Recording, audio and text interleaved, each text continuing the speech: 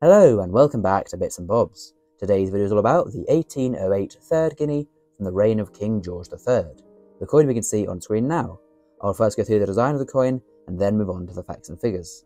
So here we have the reverse design, featuring quite a simple design. We have a lovely ornate crown there in the centre, below which is the date of the coin, of course 1808, the year it was made, and then it's surrounded by a legend with a star to the top.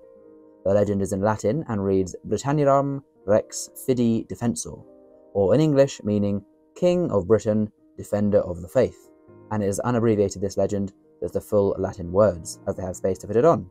Now we can see on the rim there some very, very large and very notable milling around the coin. Now this is one of the early milled coins, and they were very making sure on this coin that no gold could be shaved off the edges. As you can see there, huge big milling or teeth to prevent any gold being shaven off.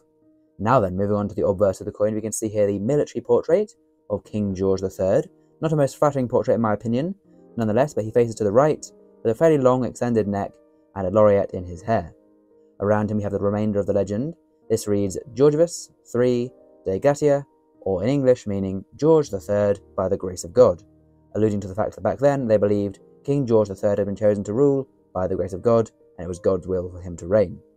Once again around the rim we can see the small teeth, milling or beading, again for the same reason there, preventing the coin from being clipped, and preventing any gold from being stolen or shaven off of this coin.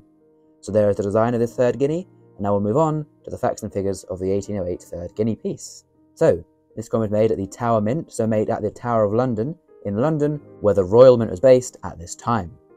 The coin is composed, as I say, of gold, and it is 0.917 gold, so 91.7% pure, which is 22 carats, so there are 22 parts of pure gold per 24 part of coin.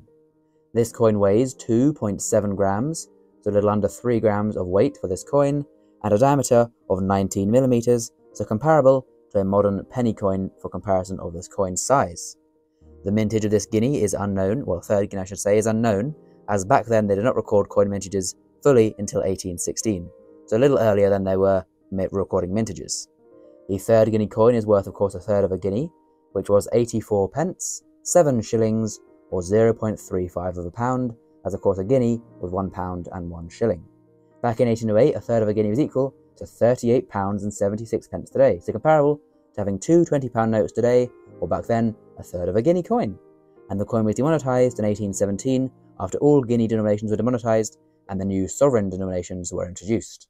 Now then, moving on to the value today for a collector, it'll sell for around £175 in poor condition, around £215 in fine condition, £400 in extremely fine condition, and then £850 in uncirculated grade there. So actually not too unaffordable in a lower grade, and in a higher grade, still not a massively valuable coin, but of course a very large price tag though for this old gold historic coin.